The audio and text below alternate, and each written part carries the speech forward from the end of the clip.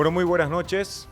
Sean bienvenidos a esta nueva sesión, la última del año, de la Cátedra Libre Manfredo Kempf Mercado, de la Facultad de Ciencias Jurídicas y Sociales, de la Universidad Privada de Santa Cruz de la Sierra.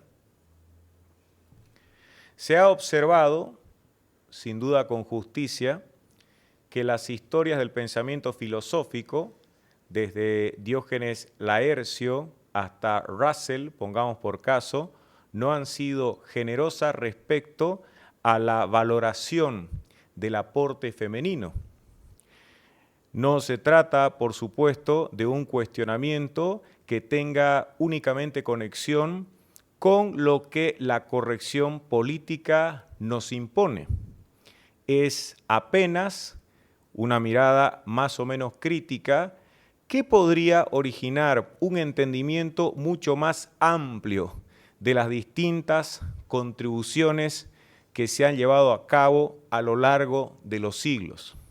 Es posible notar cómo sí se ha dado una importante contemplación de carácter positivo a las ideas, libros e intervenciones públicas de Hannah Arendt, quien nació en 1906 y murió hace casi exactamente 50 años, diciembre del año 1975, con el objetivo de facilitar el acercamiento a los planteamientos de Hannah Arendt en alianza con Lola, de invitar a dos de sus lectoras reflexivas.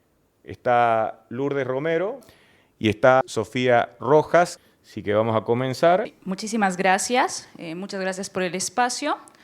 Bueno, para iniciar hay que entender un poco el contexto. Hannah Arendt nace en 1906 en Hannover, Alemania. Ella es de una familia judía, fue alumna de filósofos destacados de la época del siglo XX como Karl Jasper, entre otros. Como filósofa experimentó en carne propia lo que es la persecución nazi. Cuando llega Hitler al poder en 1933, ella tiene que exiliarse primero en París y luego en los Estados Unidos, que es donde escribe la mayoría de sus obras hasta su muerte en 1979. En el siglo XX se destacan dos acontecimientos sin antecedentes, como es el nazismo y el estalinismo, que llevaron la política a condiciones extremas. Ambos aniquilaron las libertades individuales de todas las personas, de todos los individuos, convirtiéndolos en instrumentos de ideologías absolutas. Hay una pregunta con la que se obsesiona Arendt, que es ¿cómo es posible que sociedades enteras permitan o toleren, o en su caso colaboren con sistemas que destruyen la libertad humana, ¿no? Es en base a esta pregunta que irá un poco nuestra reflexión, ¿no? Para ingresar un poco en el totalitarismo, vamos a hablar más que todo de la obra Los orígenes del totalitarismo de Arendt. Ella sostiene que este régimen o este tipo de régimen no es una dictadura más cruel, sino que es algo radicalmente nuevo, algo que busca controlar en la totalidad la existencia humana, ¿no? Surge de la combinación explosiva de tres elementos, ¿no? Ideología cerrada, la movilización de masas y, como último, un uso sistemático del terror. Ahora les voy a hablar un poquito de las características del totalitarismo. Como primera tenemos la ideología totalizante y lógica interna cerrada. En este sentido, el estalinismo y el nazismo lo que hacían era generar o alterar la realidad dentro de sus sociedades, ¿no? Generando que los individuos crean en lo que dice el líder del régimen sin que sea totalmente cierto, ¿no? El estalinismo se centraba en lo que era la lucha de clases y el nazismo iba más que todo en lo que es el mito de la raza. Ambas ideologías, como les mencionaba, limitaban la realidad a una única lógica, y aquellas personas que iban o no encajaban dentro de esta lógica deberían ser eliminadas, ¿no? es una supuesta coherencia interna que llegaba a transformar, pero sobre todo que evitaba que haya una reflexión crítica dentro de estas sociedades. Un uso sistemático del terror como el segundo punto, y aquí es bastante interesante porque el terror totalitario, a diferencia de la tiranía tradicional, no se limita únicamente a eliminar o apresar a sus opositores políticos o a sus adversarios políticos, sino que ya llegaba a un punto en el que los mismos leales del régimen eran perseguidos e incluso eliminados, ¿no? Esta era una manera de hacer que el poder sea, o en sí, la obediencia sea una manera espontánea que se dé dentro de la sociedad.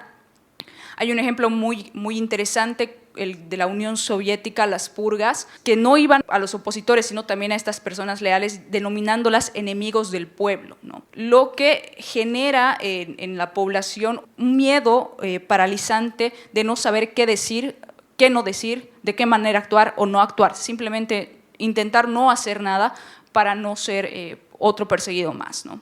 En tercer punto, tenemos la disolución del individuo en la masa.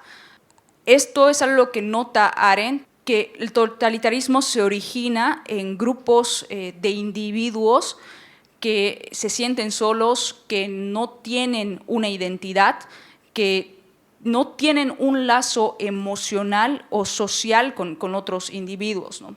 Es ahí donde entra el totalitarismo y les brinda un jefe, un sentido de pertenencia, una ideología. Entonces ya se sienten parte de este grupo. Sin embargo, hay un precio muy alto por esa permanencia, ¿no? Que es la autonomía. Es decir, el yo se desdibuja en el nosotros, ¿no? Dentro de la comunidad termina de existir el individuo y empieza a ver el sentido de comunidad. Como cuarto punto tenemos la pluralidad y la espontaneidad. Arendt siempre creyó que la política genuina solo existe en un espacio plural, es decir, personas diferentes donde dialogan, debaten, discrepan y donde se puede llegar a generar nuevas ideas en base a estas discrepancias o a estos debates. En cambio, el totalitarismo es completamente lo opuesto, cree en una uniformidad total, todos tienen que pensar igual, deben hablar igual, incluso deben actuar igual.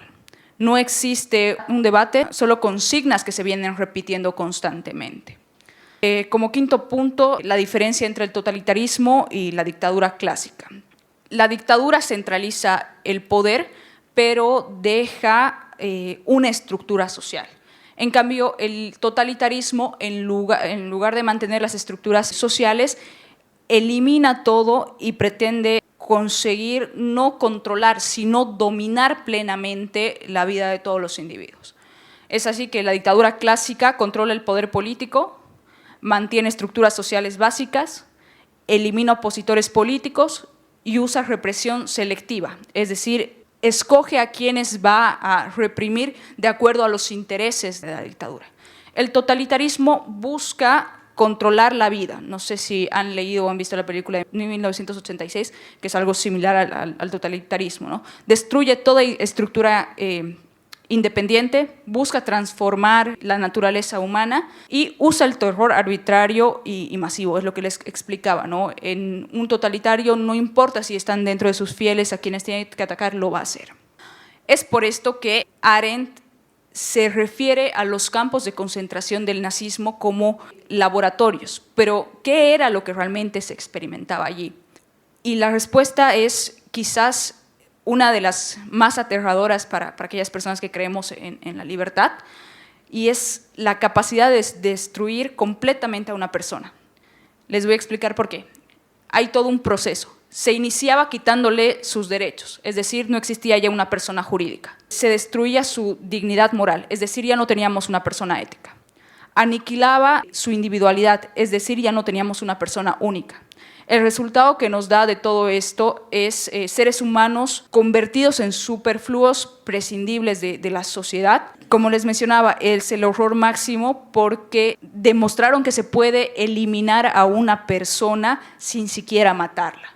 Se le quita toda capacidad de criterio, de oposición o de cualquier otra cosa. Bueno, y estos seres anulados, que ya no se los puede denominar individuos, llegan a generar una obediencia ciega hacia el régimen, ¿no? Y son los más peligrosos porque dentro de todo no sienten culpa de las acciones que hacen por órdenes del tirano, ¿no? Es por eso que voy a hablarles un poquito respecto a otro de los libros de Hannah Arendt, que es el de La banalidad del mal. Este es quizá uno de los libros más importantes, pero también controversiales por el concepto que se maneja. Pero lo que sucede es que en 1961 se confirma el arresto de Adolf Eichmann, uno de los principales estrategas de lo que fue el Holocausto, ¿no? Lo llevan a juicio. Para darles un poquito de contexto, no era un tipo carismático, no era un ideólogo fanático, no era un tipo que tuviese un plan por sí mismo para generar todo lo que era el Holocausto, ¿no? Arendt viaja a Jerusalén, ella como reportera de New Yorker, pero también como judía que había vivido lo que es la persecución nazi y como filósofa que había dedicado años a entender el totalitarismo. Ella lo que hace, o por lo que va a Jerusalén, es porque quiere ver con sus propios ojos al responsable de la muerte de millones de judíos. ¿Qué es lo que ella esperaba encontrar? Ella esperaba encontrar un monstruo, un psicópata, un antisemita consumido por el odio, en pocas palabras, un ser de maldad excepcional. Lo que llega a encontrar es quizás lo peor. Es un ser que no tiene la capacidad de pensar por sí mismo, tiene una capacidad intelectual limitada, hablaba con muchos clichés y con frases hechas o cortas, y es más, durante el juicio él decía: yo solo cumplía con lo que se me ordenó, mi trabajo era únicamente el organizar el transporte, si no lo hubiera hecho yo, lo hubiese hecho otro. Esto para Arendt fue bastante inquietante porque este personaje no mostraba ni un mínimo de remordimiento ante lo que había hecho, pero tampoco mostraba un odio o un motivo por el cual él podría haber organizado por sí mismo todo lo que es el Holocausto. Creo que uno de los puntos que resalta más Arendt es que es incapaz de pensar desde la perspectiva de la otra persona.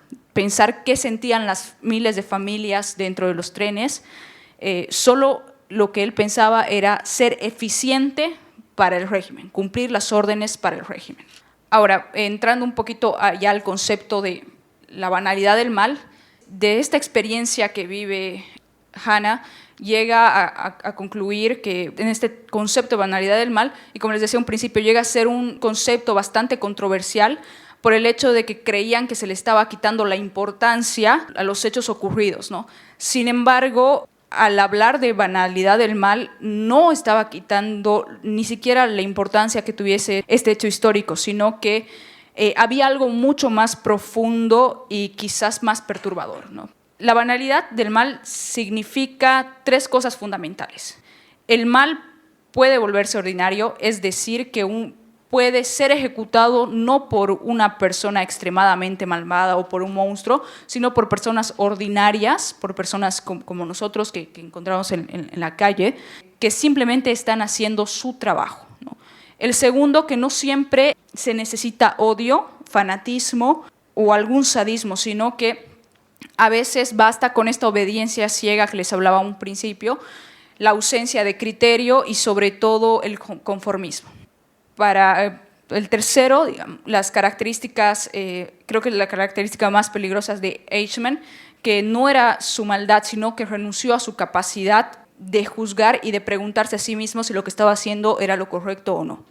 Y aquí vuelvo a resaltar esto, ¿no? Eichmann nunca se detuvo a pensar suficiente si realmente las órdenes que acataba eran las correctas, si hubiesen habido consecuencias, pero sobre todo si era algo que quería que se instaurara a nivel mundial. Ahora, esto demuestra claramente que no hace falta ser un monstruo para obrar con el mal o para colaborar con el mal. Basta con dejar de tener un pensamiento reflexivo, crítico, y con obedecer también sin cuestionar, ¿no? Y aquí es donde surge algo que a mí me encanta, no es la primera autora que lo plantea, pero pensar como resistencia. Entonces, ¿cuál es la respuesta de Arendt? ¿Cómo podemos evitar convertirnos en Eichmanns, ¿no? Y la respuesta es tan simple como profunda, pensar. Pero no se trata únicamente de educación formal, de ser inteligente. Eichmann no era un estúpido, sino que se trata de algo más importante, ¿no? El tener la capacidad reflexiva y la voluntad de detenerte a decir, pucha, esto que hago está bien, esto que hago no está bien, cuáles son las consecuencias, a quiénes afecto, de qué manera afecto. Entonces, bueno, es tremendamente relevante al día de hoy, porque, bueno, si bien la banalidad del mal que nos plantea Arendt en el libro está presente, no está presente de la misma forma en nuestros días, sí hay ejemplos quizás no de la misma magnitud, ¿no? El funcionario que aplica políticas que causan sufrimiento al ser humano y las aplica porque, bueno, es la ley que está vigente. Personas que comparten información falsa, discursos de odio, contenido que incita a la violencia y lo hacen porque, bueno, solo es un meme o todo el mundo lo comparte. En todos estos casos, la pregunta llega a ser la misma, ¿no? ¿Estamos pensando realmente o simplemente obedeciendo? ¿Somos capaces de detenernos y decir esto no está bien, incluso si es que los demás aceptan o lo están haciendo? Entonces, el pensamiento crítico no es un lujo, es la primera línea de defensa contra el mal. Ahora, para ya ir cerrando un poco mi parte, creo que tenemos que quedarnos con estas advertencias, ¿no? Los monstruos no son siempre aquellos que generan o llegan a generar el totalitarismo, sino también pueden hacerlo personas que han dejado de tener la capacidad de reflexionar críticamente. Y esas son las personas más peligrosas porque son las que llegan a obedecer al régimen sin poner peros y lo siguen así. Lo peor es que no llegan a tener culpa, ¿no? No creen tener culpa de todo lo que vienen haciendo. ¿Cómo podemos recuperar nuestra capacidad de actuar? ¿Qué significa realmente la política cuando no es dominación sino libertad? ¿De dónde puede surgir una respuesta política auténtica? Para responder esto, Arendt nos regala un libro radicalmente diferente, como lo es La condición humana, y es una respuesta positiva a la que nos dirigiremos ahora. Gracias, Luli. Bueno, agradecerles igual por la invitación. Bien lo dijo Luli, creo que es importante que nosotros reflexionemos sobre los totalitarismos un poco, cuestionándonos y pensar en lo que hacemos. Y para esto voy a explicar un poco acerca de la condición humana, que Arendt en realidad se centra en la condición humana en la vida activa, es decir, en lo que nosotros hacemos en nuestros actos como seres humanos. Y yo creo que esta va a ser una buena explicación a las consecuencias de la fragilidad política que ha llevado a las catástrofes del siglo pasado y, en mi opinión, en las que podrían llegar a este siglo también. Lo que hace Hannah Arendt en la condición humana en primera instancia es mostrarnos la ciencia moderna desde un inicio bastante importante que es la invención del telescopio. ¿Por qué? Porque esto nos ha dado el punto de vista desde Arquímedes. ¿Y a qué me refiero con el punto de vista desde Arquímedes? De ahí nosotros como seres humanos hemos empezado a pensar de que nosotros somos dueños de la Tierra desde su exterior. Entonces, gracias a esto, nosotros hemos empezado a pensar en que algún día podemos escapar de una prisión terrenal y en última instancia también negar nuestra condición humana. ¿Por qué digo esto? Porque según Hannah Arendt, la Tierra en sí es su quinceava esencia de la condición humana. Es decir, si nosotros negamos la Tierra, estamos negando también la realidad que nos ofrece. No solo nuestros sentidos, sino que también nuestra propia razón.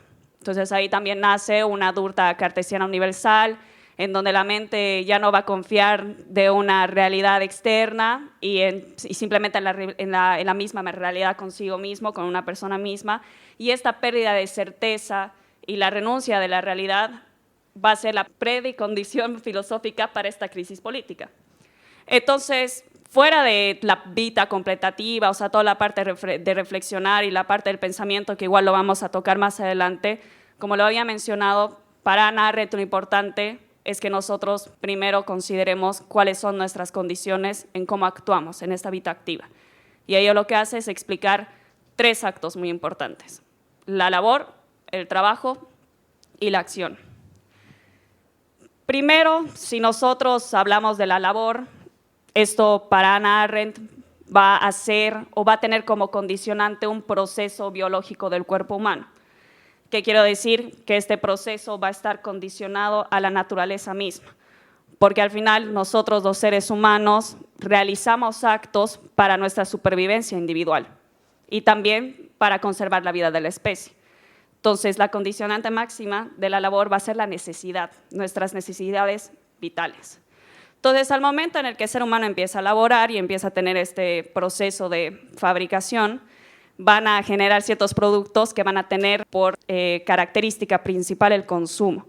Un consumo rápido, un consumo que siempre va a seguir en este movimiento cíclico, porque nosotros siempre vamos a necesitar este tipo de productos. Entonces, algo interesante igual que menciona Hannah Arendt es que hace una comparación de distintas epistemologías de distintos idiomas de lo que significaría la labor y siempre está un poco arraigado con sentimientos de dolor, de molestia, de frustración y también de esfuerzo, pero cuando ella habla de lo que es el animal laborans, también nos dice que usualmente este animal, nosotros como seres humanos, en esta condición, vamos a sentir cierta recompensa al consumir este tipo de productos, porque al final nosotros ahí estamos teniendo el poder de la vida misma y además consigo la felicidad de estar vivos.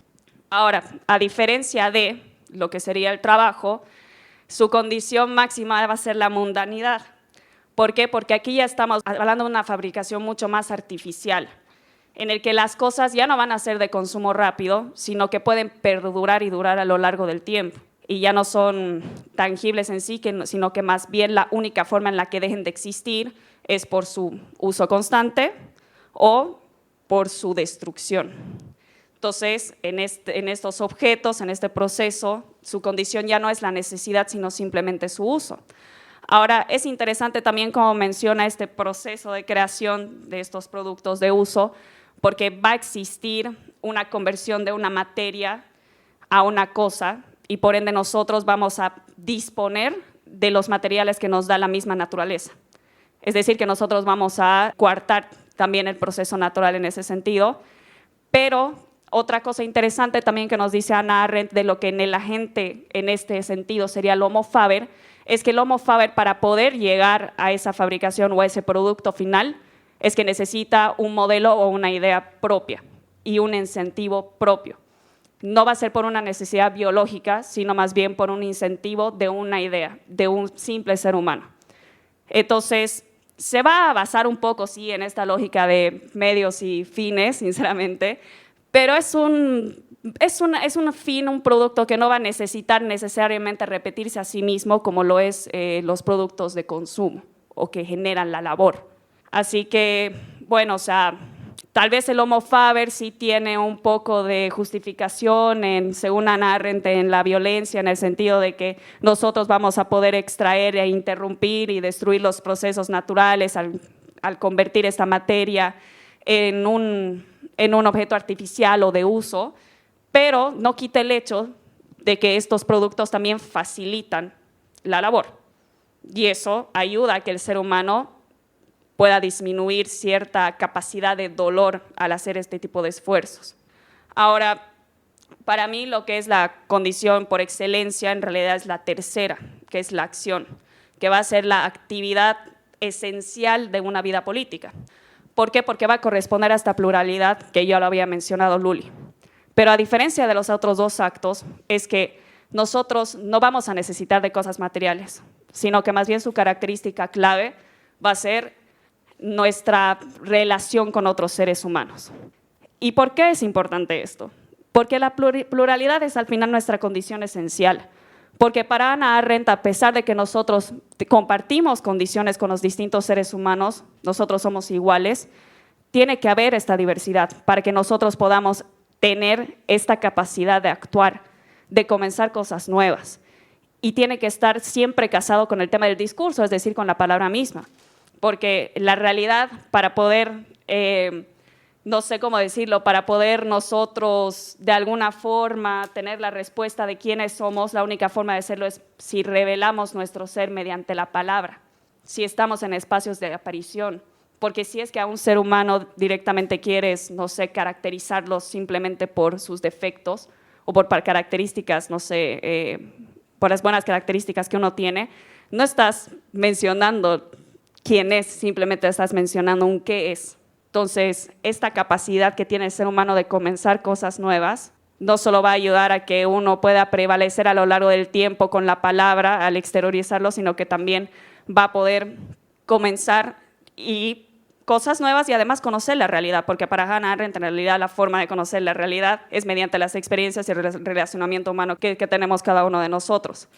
Ahora, otro punto muy interesante que menciona Hannah Arendt acerca del comenzar la acción como ese acto necesario para empezar nuevas cosas que pueden ser muy útiles para el ser humano, sin entrar a utilitarismos, por favor, es el tema de la natalidad. Porque para Hannah Arendt es importante, sí, el nacimiento y el iniciar este proceso biológico natural que es la vida, pero también es importante que tengamos una segunda venida en la vida, que es justamente poder actuar y comenzar cosas nuevas y poder tener esta capacidad de no estar aislados en nosotros mismos, sino más bien poder estar en espacios de apariciones, que ya lo voy a mencionar un poquito más a detalle, el tema de las esferas y de los espacios.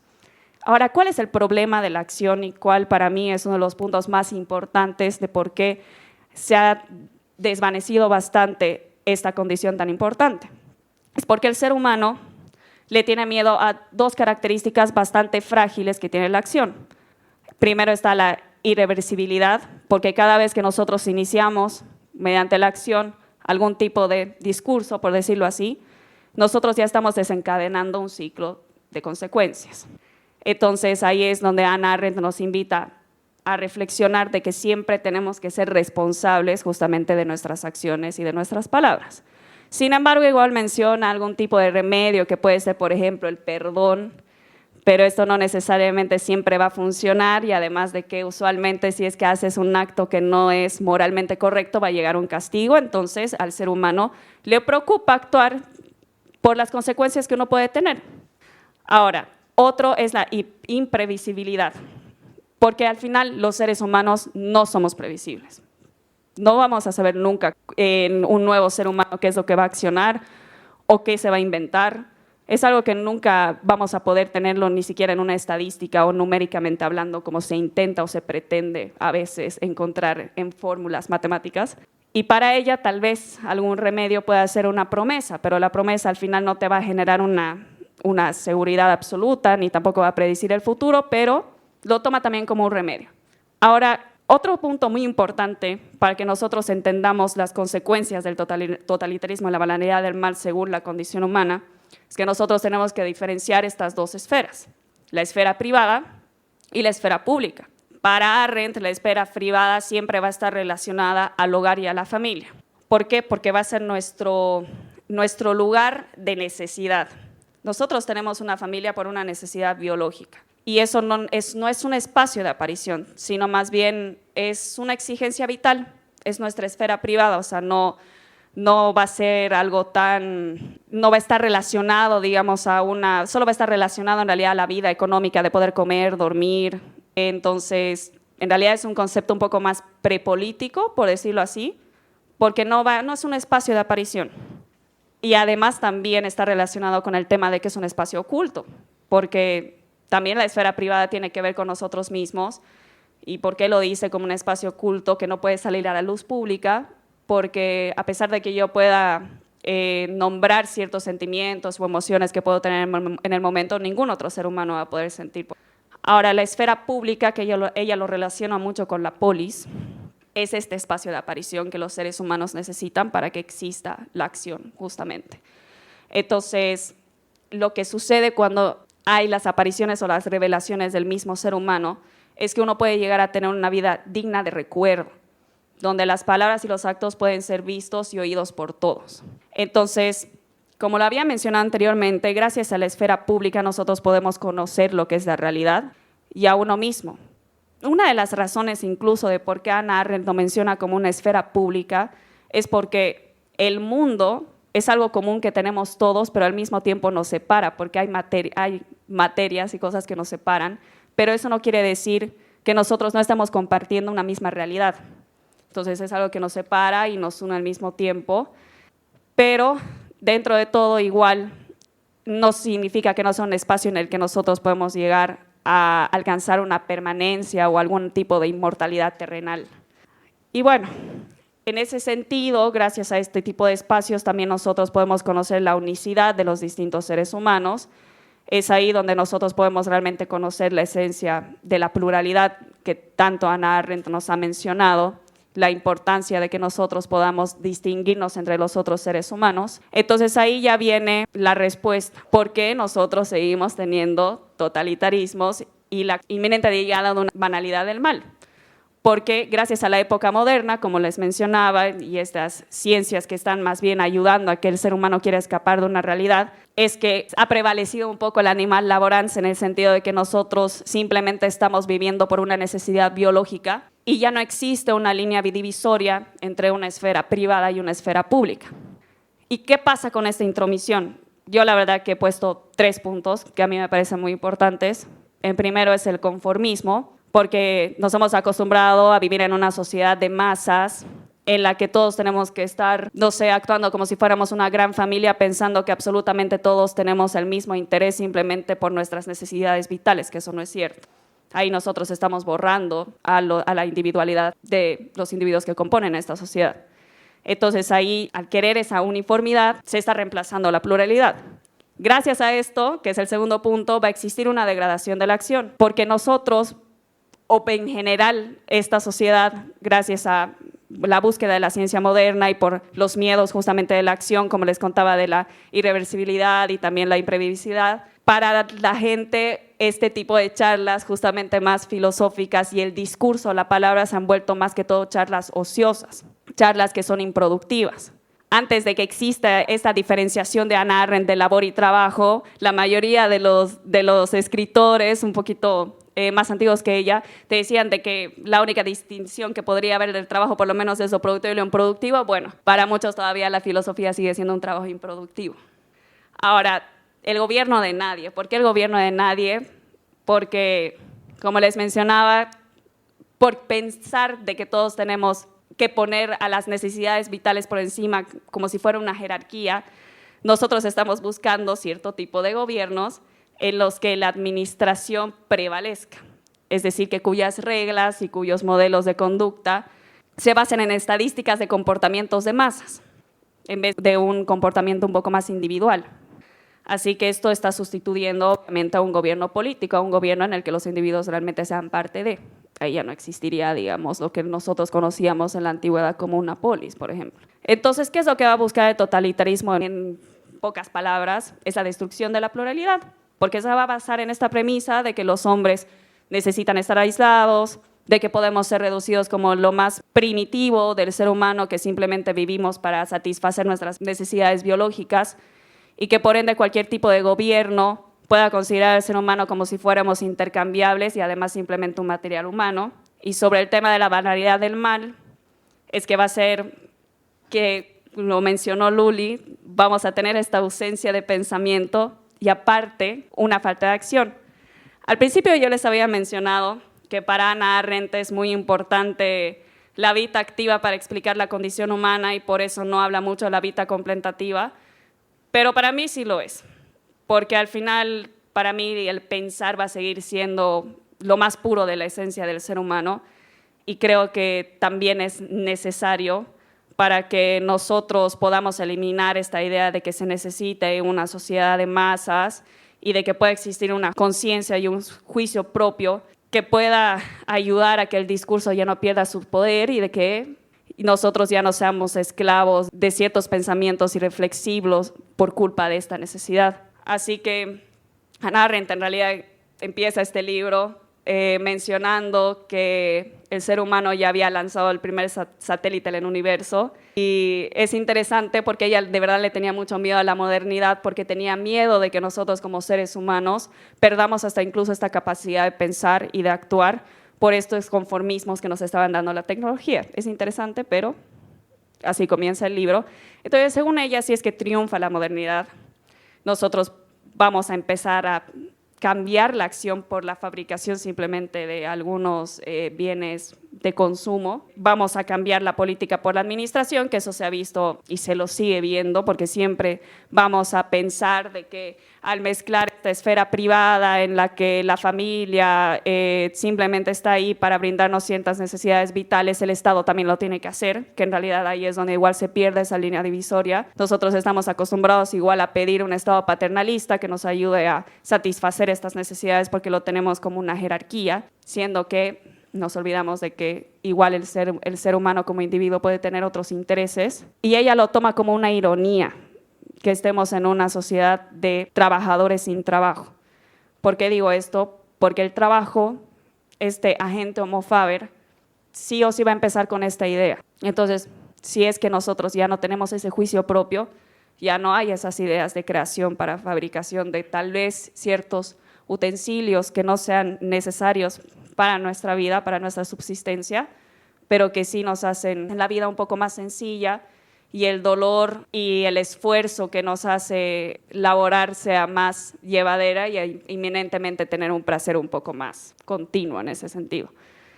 Pero creo que lo más importante en este punto en específico es que ya no exista la capacidad de tener cierto tipo de incentivos o interés propio para la creación de nuevas ideas o hasta incluso de nuevos artefactos. Así que para ella nosotros nos estamos encontrando ahorita todavía en una sociedad en la que la existencia esté centrada simplemente en el consumo, es decir, en buscar simplemente productos en los que sean consumibles a corto plazo para que nosotros podamos subsistir como seres humanos, y que estructuralmente ya nos encontramos en una sociedad en la que la tiranía máxima sería nuestras necesidades más biológicas y primitivas. Muchas gracias. Muchas gracias.